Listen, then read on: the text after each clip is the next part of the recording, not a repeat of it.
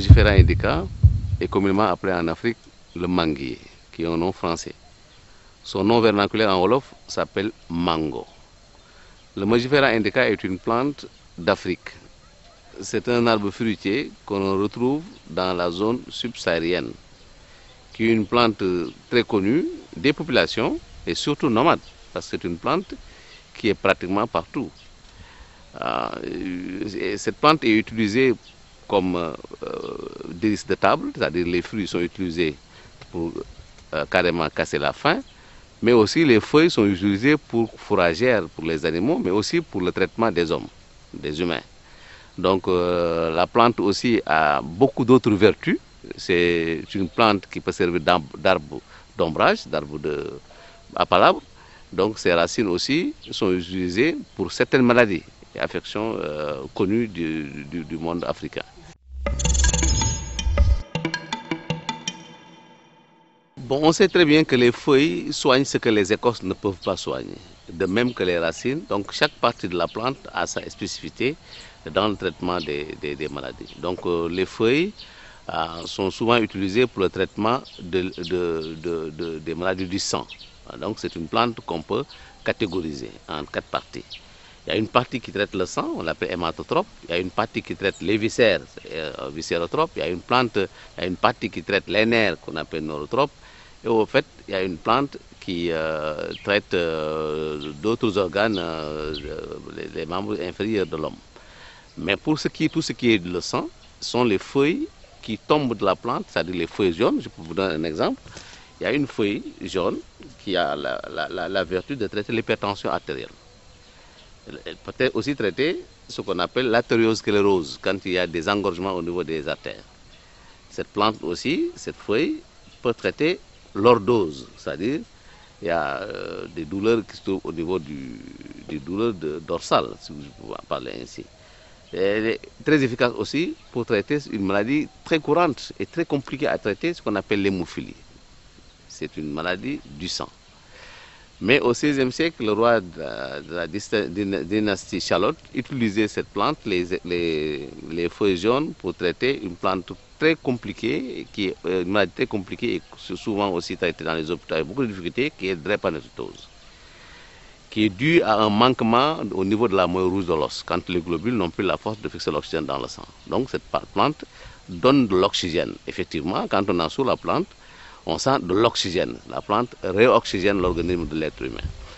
Les écorces sont efficaces pour le traitement des maladies liées au ventre, telles que des ulcères gastriques, des douleurs gastriques, les douleurs des règles, pratiquement les dyspnées respiratoires quand on a un problème de respiration normale, et même aussi, ça peut traiter les dysiguries, c'est-à-dire les difficultés d'uriner. Donc les racines et les écorces peuvent être combinées pour le traitement chez la femme qui a déjà mis bas, qui a déjà eu un enfant, qui vient d'accoucher. Donc pratiquement on l'utilise aussi chez les animaux qui ont déjà mis bas, qui ont déjà mis bas. Donc cette plante, les écorces et les racines peuvent aider à nettoyer les humains et les animaux qui viennent toujours d'enfanter. Donc c'est une plante connue de vertu africaine, connue depuis de bon temps, c'est-à-dire depuis le XVIe siècle. Mais ce que je pourrais insister sur ça, c'est que la plante aussi a une particularité, parce que les nouvelles feuilles de la plante qui viennent de sortir sont très efficaces pour diminuer le taux de sucre dans le sang.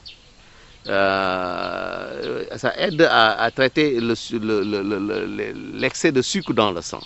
Je ne veux pas dire carrément le diabète, mais ça traite l'excès de sucre. Parce que le diabète, il est important aussi de savoir que ce qu'on appelle diabète au Sénégal, ce ne sont pas tout simplement le sucre qui le donne, mais ce sont des aliments que vous mangez et qui ne contiennent pas de sucre au goût et qui, à la digestion, augmentent le taux de sucre, ce qu'on appelle le sucre lent. Ce sont ces sucres qui donnent le diabète.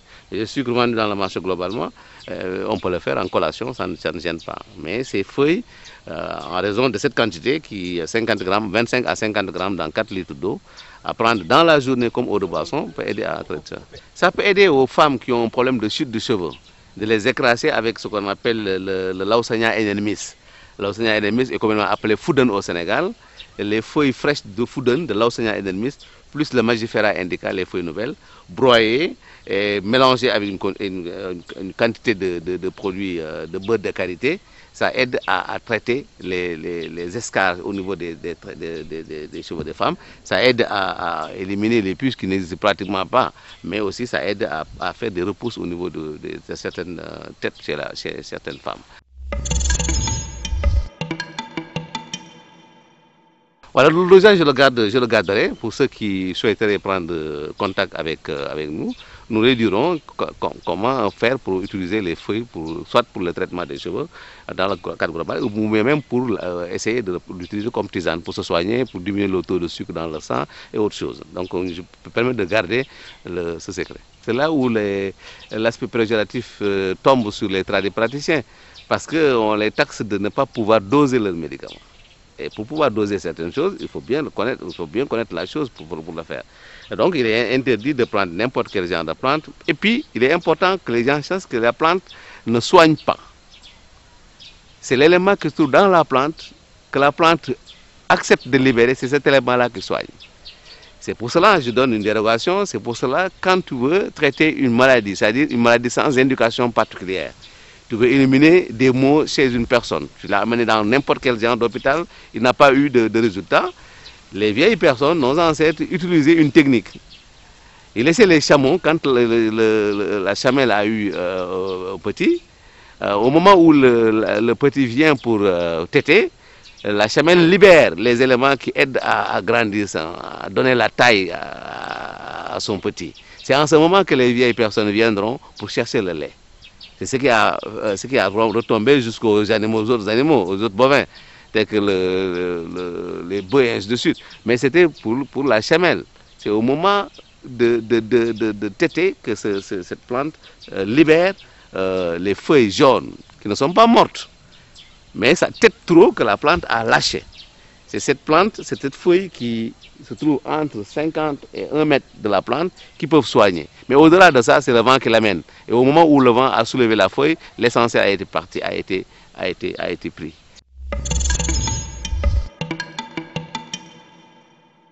La meilleure chose du monde a des inconvénients. Il est interdit de manger les fruits verts de cette plante, qui n'ont pas encore atteint la maturité. Parce qu'il y a de l'actucarium, c'est de l'opium, c'est un peu genre, c'est de la drogue. Il faut faire très attention parce qu'il y a une sève qui se dégage sur cette plante, ça peut brûler, ça peut créer des escarres dans l'organisme du père, ça peut créer des plaies qui peuvent infecter et même aller jusqu'à l'amputation. Il est important aussi de ne pas le mettre dans les yeux, ça rend aveugle, ça peut donner la cystite. Il est important aussi de ne pas prendre les racines d'une plante jeune pour donner ça à un homme, ça rend impuissant. Parce que la plante contient des éléments qui aident à donner la puissance et de l'aphrodisiaque. Mais il y a une technique pour avoir cette aphrodisiaque. Comment utiliser la plante pour avoir cette aphrodisiaque? Ça, je le garderai aussi pour moi. Donc, voilà. Voilà, je garde cette.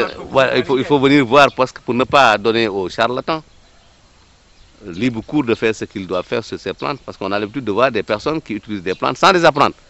Nous, on a eu la chance d'aller à l'école, d'avoir un diplôme en botanique, un diplôme en ethnobotanique, de comprendre ce que c'est que l'estrima chlorophylle de la plante et ce qui entoure la plante. Cette magifera indica, c'est une plante merveilleuse, mais une plante très dangereuse, qui peut tuer.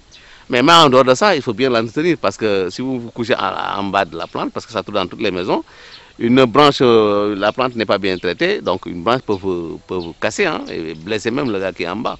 Donc il faut faire nourrir la plante pour rendre rigide ses os, comme disait l'autre. Ces branches sont des os comme nos os, donc il faut bien l'entretenir la plante. Elle est taillée aussi pour ne pas percer nos yeux et se blesser. Donc c'est une plante qui mérite beaucoup de considération.